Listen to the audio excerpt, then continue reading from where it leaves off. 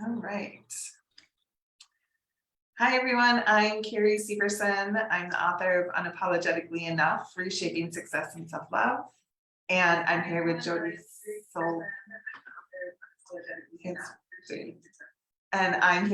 Solberg with, she is a mental wellness coach and licensed hypnotherapist. It's a big mouthful. Don't worry. Don't worry. Hey, everybody. Yes, Jodie Solberg, mental wellness coach and licensed hypnotherapist. Thank you, Carrie, for having a conversation with me today. I truly appreciate you. We've had some good conversations lately, so I think it's really fun that we get to take it out to everyone else. Yeah, absolutely. So Jodie and I met on Facebook several years ago, and we have a lot in common when it comes to our backgrounds, our careers. I'm not a therapist by any means, but I actually started my journey in college in psychology. And so I really admire what Jodie does. And we're both recovering burnouts or recovered burnouts, I guess. Yes, recover from preventing it from happening again, for sure. Right? Yes. I kind of feel like it's a slippery slope, like when something big happens. And I say this a lot. I'm actually in a space where I'm like really mindful of making sure I don't burn out from promoting my book about burnout. But yes. Jodie does some great things. And do you work with women and men or just women? I'm so used to saying women. You know, I work primarily with women, but I do have male clients. I've worked with men, women, and kids actually throughout my career. And so, but primarily, I work with probably 90% women. Yeah. That's so great. We both started, I started Severson Sisters, which was a nonprofit. Jodie's done a lot of work in the nonprofit industry, and our story of burnout both really came from that nonprofit space. And then we both branched out, doing our own thing. And I think what she does is really, really cool. So why don't you share a little bit about your journey and how you've created so much change in your life to sort of proclaim, health and wellness on an everyday basis. Absolutely. Be happy to. So yeah, I definitely started in that nonprofit space. I've been a therapist as well as a coach for over 20 years. I started doing coaching and consulting when I was in grad school for clinical psychology, but Carrie and I had talked before that my background is social and clinical. And so I worked a lot with nonprofits, a lot with court-ordered clients. I was working at the beginning of my career with nonprofits as well as with child protective services. And so I was working with families that were going through crisis and trauma and abuse and all of these, things that were happening in their lives. I was helping to support them, and it was really busy. I was always one of those people who was in a lot of activities growing up, and then I, had a double major, and I was working, and I had 2 internships, and I was just that person who was always stacking all the things up right on top of each other. And I really didn't feel the burnout. Yeah. I didn't recognize it until I actually slowed down for the first time in probably a decade. And then I, realized like, okay, this has been a lot for many years, a lot going on, and decided to take a little break to recover. Well, then what did I do? Right? You were just saying, it's a slippery slope because we go right back to our old ways and our old habits. And that happened to me about 3 times. It's probably every 5 years over, a 15-year period. I would burn out, and then I would recognize it finally because I wasn't paying attention to those subtle signs that were coming up. It was just push through, work through it, make it happen. They can, if I was working for someone else, they couldn't ever, find someone to take over for me if I was sick. And so you just went to work sick and you just push through no matter what happened. And I had a lot going on with my own health, but then also I have been supporting my mom, helping take care of her for many years. She's a multiple-time cancer survivor, and I was a military wife, and so there's a lot of stress going on with that, and being separated a lot, and so there was just a lot happening where I was just doing what I knew to do, which was work hard, push through. Mm-hmm. Is what a lot of us are I'm programmed to do. And so this last time, which was about 4 years ago, 4, almost 5 years ago, I had gotten in a car accident. And burnout can come in so many different forms. For me at one point, I think the second round, it came up as an ulcer and just not taking care of myself and not recovering. And after this car accident and this last round, I had plateaued. I was getting all of the support, all of the help, and I just wasn't recovering the way that I should have. Mm, I hit a wall. that's And it interesting. was because I was still trying to do all of the things Right. and recover at the same time.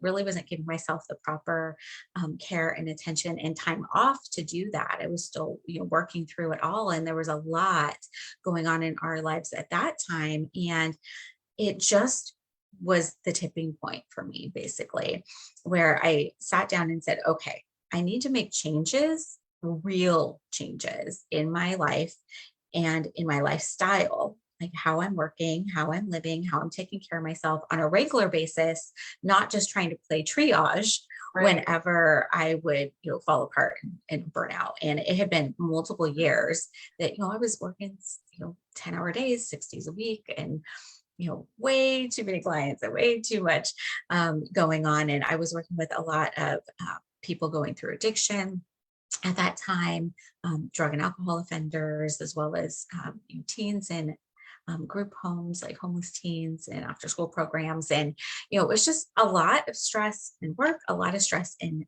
at home and on my body. And so I said, okay, enough is enough.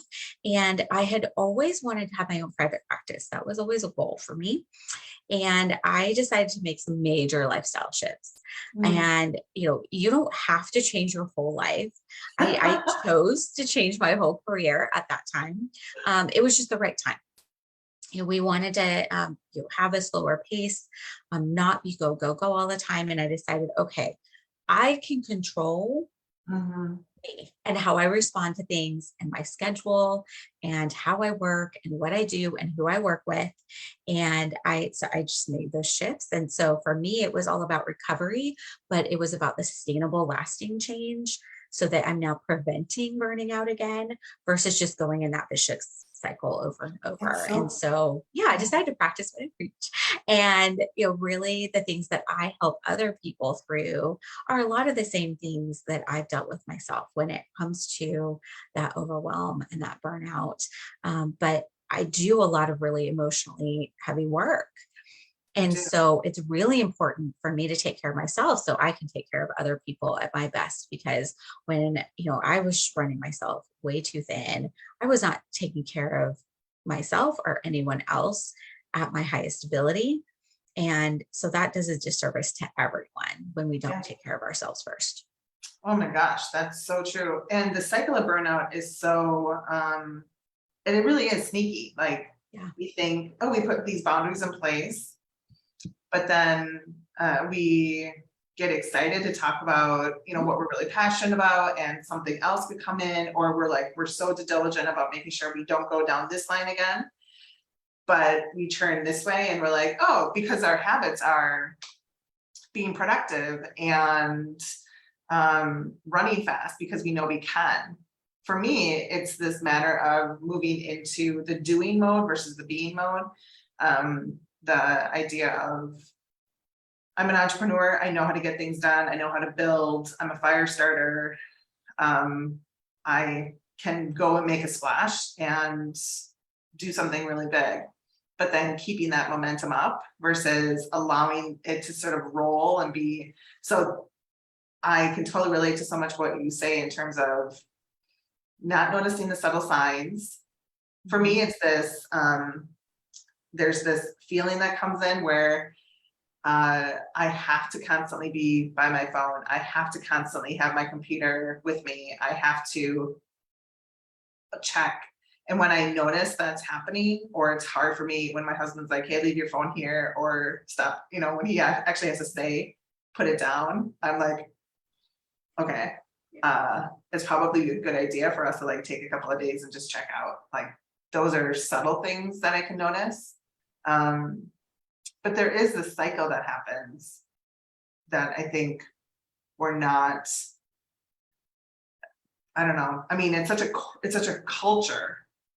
Oh, it is. Especially for Yeah, women. we're programmed like that. And Yeah, we're also very much, and you and I have talked about this, and I think it's important to share with everyone that we are very much conditioned to not pay attention to all those subtle signs and to right. really be busy and push through and do it anyway. In so many different ways from when we're really young.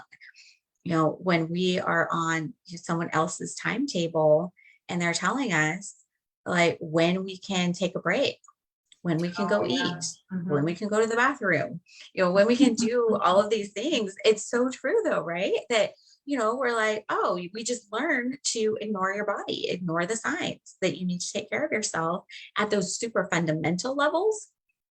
And so then when it's something even more subtle, we don't pay attention. And so one of the things that was really important for me was to build in breaks throughout my schedule to check in with myself because like you said, we're so used to, especially as entrepreneurs, right? We're like, okay, we got to do this, we got to do that. We're so passionate about what we do that we just will keep going and we will Yeah, ignore yeah, ourselves. And so I take lots of little breaks in between everything and I yeah. reset, recharge. Okay, do I need to hydrate? Do I need to snack? Do I need to go to the bathroom? Do I need to get some fresh air? Like, what do I need to do? And so I think that awareness is that first step That's so towards this. good. Like you were saying, being aware of when you feel too tied to your phone before you may never even notice. You didn't think that that was a problem. And so now being aware of that. And I love that you have your outside accountability with your husband whenever he says, you should put your phone down. It triggers for you to notice, okay, I'm falling back into those old patterns because it's so easy to fall back into those old habits and patterns Yeah, again. And like you said, that's why we have the cycle because then something comes up and we're excited about it. We want to do that. And we're like, oh, yes, that's such a great opportunity. And you jump on it, but you have to be really careful not to fall back into those habits of doing too much. And I know we talked about that with your book and all these amazing opportunities that you've been having, talking yeah. with subscription services and all these companies and all these great opportunities are wonderful things. It doesn't have to be a bad thing. That stress can It's be a good thing, it's but fascinating. Yeah. it's an easy slope to fall back into, I right? That know. like, I oh, I know. just need to push through. I need to do this. I need to do so much more. It's like, no, you got to take care of yourself too. I know. The very first time I recovered from burnout, and that was after I launched Severson Sisters, I got to a point where I was like, and I write about this in Unapologetically Enough. I got to a point where I was like, I actually took like a 8-week hiatus. Mhm. I had to totally stop. I was just like, I can't do it anymore. And I did a ton of inner work. A lot of things came to the surface for me. What I was able to see is I had to totally restructure the way the business was built. And so we went from a B2C to a B2B. And that really provided me the space to be able to recover from and work on myself over the next year of my life, which is how I came back to my roots of storytelling. And in addition to that, what I did do is put structures in place in my calendar where I went back to dance class. I still to this day, the 12 o'clock hour is blocked off. Like that is my me time, regardless of what I'm doing. um, I have 2 calendars on my phone. And so at noon, my phone chimes twice. And so if I ignore it the first time, I have it set to like chime 15 minutes later. I don't accept schedule, like people can't schedule with me on Monday or Fridays. It's my days to do what I want to do, so there's a lot of things that I still do today that I practiced when I first started to recover from burnout. My second burnout was really the IVF stuff and feeling there and my body like literally my immune system crashing and the mental health that came around all of that building up and working through recognizing when I could not work because my body was so broken, and having to stop and having to, put more than just boundaries in place. There was so much self-care, so much self-love. Mhm. And now it would be really easy for me to go back down that slope doing what I'm doing because in addition to the subscription services, in addition to doing, readings and promoting it and doing interviews, the corporate culture has started to really pay attention to Unapologetically Enough because of this burnout piece, and because the Great Resignation, and putting so many people really talking about how do we shift away from so many people being burnt out, whether it's pandemic burnout, or financial burnout, or just flat out professional burnout. How do we shift the conversation in the culture right now? So I'm incredibly grateful for all these opportunities, but I can definitely recognize I want to work, I want to continue, I want to work harder, I want to go, because I know I can, and I'm not, which is actually very hard right now. So it's a fascinating little space to be in. Isn't it so hard? Like, here's the thing, you can, but it's not sustainable forever. Right. And that's the lesson, is the slowing down that sometimes we learn for a short period of time and then we forget, because these exciting new opportunities come up. But you and I have both gotten to the point where we physically couldn't work. Right. And that is what we have to remember can happen. Yeah. Right. That's pretty severe. It gets pretty bad. And, you had so much going on, like you said, with emotionally and physically, with IVF, and that led you down that road. I said, both of us, it's that kind of that second and third time, it gets worse each time. And for me, it was that 2017 going into 2018 year where I had that car accident. We were having losses in our family, and I was being a caregiver myself. I had a dog that one of my fur babies got cancer and passed away at a really young age. And I'm sitting here thinking, well, I'm taking care of myself. I'm doing like 3 doctor's appointments a week. I'm going to physical therapy and chiropractic and massage and doing all these things after this car accident. But I was so stressed out the whole time because I was still trying to work and do that and be a caregiver at home, for all the people and all the animals, and doing all of the things, that it was like, no, but I'm not slowing down any. I'm not really truly taking the time to recover. And you and I both had those instances too, where it was from your immune system getting low. Yeah. I would just attribute it to when I was working with kids. I would just say, oh, like the kids, they're so germy. Everyone gets sick. Everybody around me is getting sick all the time. It's like, okay. It's an excuse that we use, right? We think, oh, it's just a headache, or, oh, I might have eaten the wrong thing. Yep. Or, oh, I just need to get more sleep. But then when it's chronic and consistent, what happens is, if you don't listen to the little signs, they get bigger and bigger and bigger. And as you and I both found, it literally can take you out. And so what's so important is to be aware and to know, okay, I need to take care of myself now, because nobody wants to get to that point that you and I have been at, where you can't even take care of yourself, let alone anyone else at that point, or work. Yeah. And I do recognize the opportunity entrepreneurs have to, create our own schedules, do what we want, put offers out when we want. When you're working in a corporate culture, or for an organization or a small business, that hiatus opportunity isn't there. Maybe it is for some, but so many people don't have the luxury of being able to say, okay, I'm stressed, I'm burnt out, I'm going to stop. I'm going to shift gears, or take paid leave, or whatever it is we have, or completely updo our lives, totally shift our lives, and go out and do something totally different. So these smaller steps are so important. Putting so many, for me, it was a list of like 20 non-negotiables, where moving forward, I had to have these pieces of my life. And like, dance was really important to me. I had totally eliminated all of that sort of studio playtime. Play was really important to me. So finding time to go do whatever that meant for me. If it was playing in the ocean or playing with glitter or a paint class or something. Like I had to have that sort of childlike energy. But yeah, I put a list of 20 non-negotiables. And when I started to actually put them out into the world, and as a writer, I'm always going to go to a place where I can share that publicly. I started writing for the Huffington Post back in like 2014. And those things got attention. And so the conversation gave me opportunity to do new things, to shift, which is then really how I got back into the storytelling space.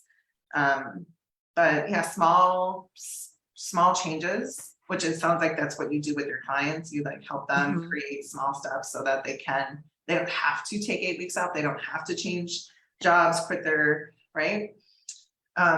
Which is very important. I love it. I think what you're doing is great. We don't have that luxury, right? Like you said, to do that most of the time. And, it really has compounded with the pandemic. Yeah. Burnout rates were already getting up there. And then the pandemic hit, and then they started really skyrocketing. And well over half of all people are burnt out at any given time now. And about 70%, from what I've read, of people are going to get burnt out. So at some point, most of us, or somebody in your household is going to experience that. So it's really important to be aware of that and to put some of those things in. I remember when I was at that kind of height of burning out 4 or 5 years ago, somebody asked me a really simple question. It's probably a question I would ask. And it was a very shocking moment to me because they asked me, what brings you joy? And in that moment, I wasn't doing any of those things. So when you said dance, I thought of that because that's one of the things I brought in. I actually looked at, okay, so what used to, since I'm not doing any of them right now, right, what used to bring me joy? And it was things like dance, like what you said, it was the things that I loved, even when I was much younger, like swimming and dance. And, it's just spending time with friends that had nothing to do with work. I wasn't doing those things, and the travel, I just was pushing through, right? We're just pushing through it. And so, the little things, those subtle things, whether it's music or leaving your phone and going for a walk outside, connecting more in nature. For some of us, that's huge. And that was how I was raised, and I absolutely love it. And so it was really important for me to reconnect with those pieces of myself that didn't have to do with work, all the time. And so whether you work for somebody else or you work for yourself, one of the other things that came up was the lack of boundaries of our time and through work. And so a lot of people started working from home. Some of us already, did some of that as entrepreneurs, and we were taking our work home, and we were having a hard time turning, the off switch. But then when people who were working corporate started working from home, all of a sudden, more and more people were doing that. And a lot of people are still doing it, or it's a hybrid for them now. We weren't really mentally prepared and equipped for that. And nobody really taught us how to do that and how to have good boundaries. And you're so used to walking out the door and then having the commute time, which for me was stressful, but that transition time. I live in Seattle, so bad traffic. But you walk out the door and then you go to work, and then you leave work and you come home. And traditionally that's how it was. And so we had good compartmentalization there. We had good boundaries between home is home and work is work. And over the years with technology and with the pandemic, and if you're entrepreneurial and working from home, things like that, those lines get really blurred.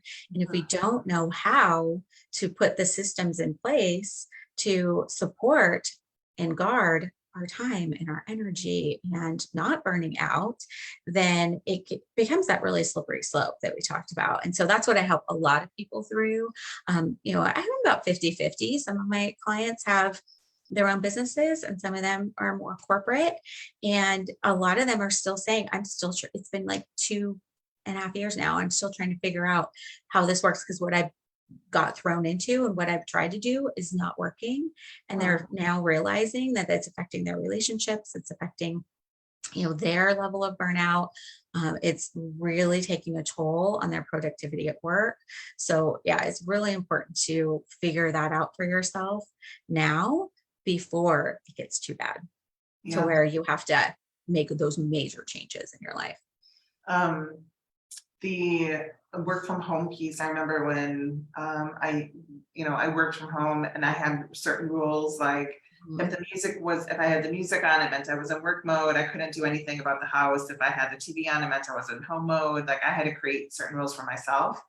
And then I write about this in Unapologetically Enough. The question I asked myself, actually, it wasn't even really a question. On my birthday every year, I used to pick a word. What word am I going to focus on for this year? And when I turned 35, and I my word was happy. How do I find happiness again? Because I was like, I'm burnt out. This is it. I have to change my life. And that's really how my non-negotiable list came in. And dancing, play. I just started writing things that I knew brought me to this place of happy. Um, yeah, and I came back after my hiatus and I hung my like non-negotiable list up. And that was it. I changed the way the business worked.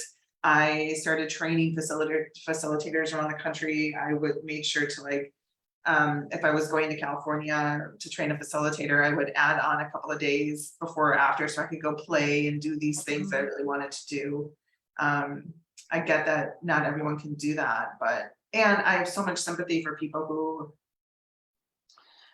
are still feeling overwhelmed without the company support, because it was like, in addition to being at home with your kids, dealing with the pandemic and figuring out their homeschooling or their virtual learning, you have to add in all of the work at home without the luxury of having shorter work time or I couldn't imagine figuring out.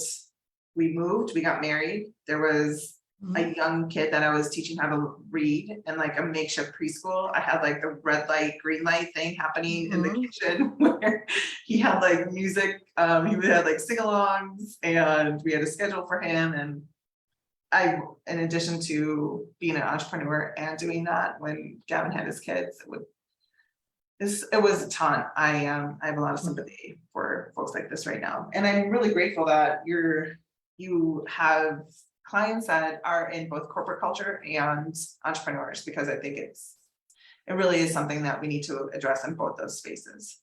Oh, absolutely. And it is really great that people are having these conversations more and that companies are reaching out to try to figure out how to shift some of that in their own culture. Yep. Because, like I said, they're realizing with this great resignation, everything that's been going on, that people are really burnt out and that the old systems are not supporting and serving their workforce anymore. And so that's really encouraging to me to know that they're wanting people like me to come in and speak about burnout. They're wanting to maybe incorporate your book, and having you talk to their people about what all of these concepts are and how to be able to take care of their people so that their people will stay with them.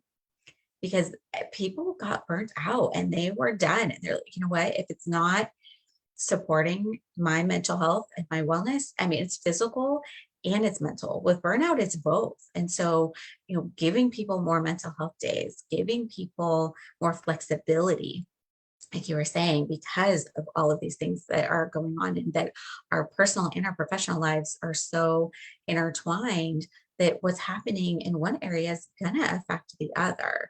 And what's happening with you mentally and emotionally and physically and your family and your relationships and your homeschooling and you're doing all this. And then your kid goes to school for 2 days and then the teacher gets COVID or somebody else in the class gets COVID. And then you're all back home for 2 weeks and everything you planned on getting done is out the window. Those are the things I hear from my clients every day. Wyatt had, oh my gosh, when he got COVID, he was the youngest one. Their school, every time, if he complained he had a headache, if he complained that his tummy hurt, he would get sent home. It would be like the nurse, and then you got to go get him. Yeah. And then he would have to have a negative COVID test in order to come back. So when he had too many Skittles He somehow got Skittles Mhm. for lunch and he got sick. I had to go get him. He had a negative COVID test. That happened probably 4 times in the course of a year. And then the one time he actually did get COVID, then, yep, it's so stressful, like, society is stressful.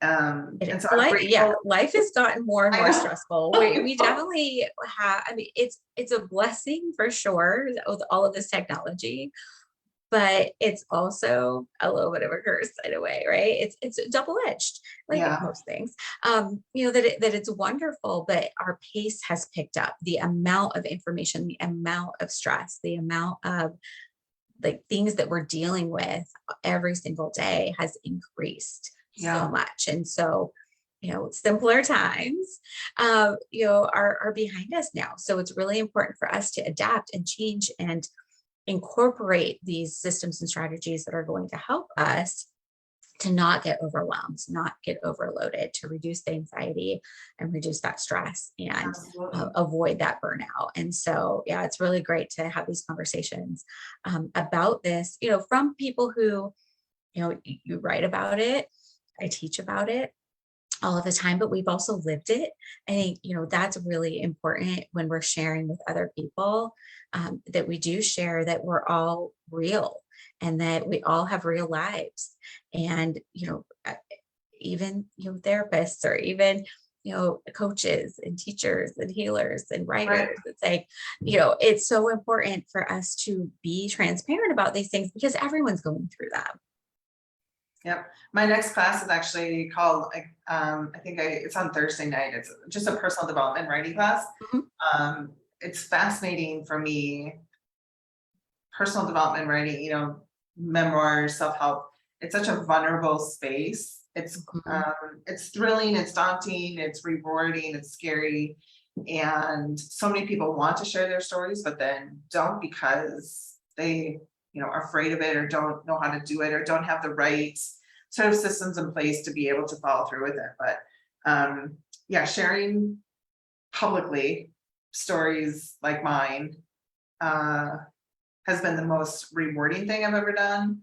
And um, professionally, and it does definitely feel like it came at the right time for these massive conversations to happen. And I'm really excited to see what happens next. Yes, it's And so great, amazing. Thank you for sharing, by the way. I just have to say that because I think that it does give others the permission. It shows them that, what, I can share this too. And that's one of the things that was really inspiring to me when you said you were trying to share your story out there and you were getting pushback. And yeah, so you said other women have to be dealing with this too. So I'm going to give them an opportunity to share their stories. I just thought that was absolutely incredible. So thank you for giving people that to know that they're not alone and that they can share their stories with everybody and that it will. I know there's that a lot of that fear around that of that visibility and of that judgment. And so for you to have a safe space for them to be able to do that and say, you know what, you can share and it helps you, right? It's very therapeutic it for is. you to do that, but also means that you can help other people going through the same thing. That's healing in and of itself as well. Thank you. So you have a Facebook group that I love, and it's very supportive for people who are looking to kind of break this cycle. And I'm going to let you share it because I don't want to mess it up. Okay. It's called, the easy way to find it on Facebook is Purpose, Passion, Path. And I will make sure that I put the link in the comments as well. I'll put the link to that as well as to my website. So if anyone wants to reach out, have a conversation, or is interested in what I do, I know I have been sharing, I have it right here on my desk. I've been sharing Carrie's book with a lot of, with my group and with clients, because I do think it's so phenomenal. It has that workbook type component to it, as well as your own story. So I love that. I love helping people with their own personal and professional growth and discovery. But also, I just want to say thank you because I know you have been referring people my way when they've read your book and said, I need support. I need some Yeah. help with this. Like, who can I go to? So thank you for doing that and Oh, for yeah. sharing me with your audience today. And yes, I will make sure in the comments here on Facebook, I will put all of the links, as well as if you're watching this, on LinkedIn or anywhere else, we'll make sure that you have the information to get a hold of me. Perfect. Thanks so much. I hope you guys have enjoyed this conversation. If you're definitely in this space of burnout, while I appreciate you reading Unapologetically Enough, so you know that you aren't alone. Jodie is the person that I always refer folks to for one-on-one work or even group coaching. Would love to know what you thought. I hope you have a beautiful day and take care of yourselves. Bye, everyone. Thanks, everyone.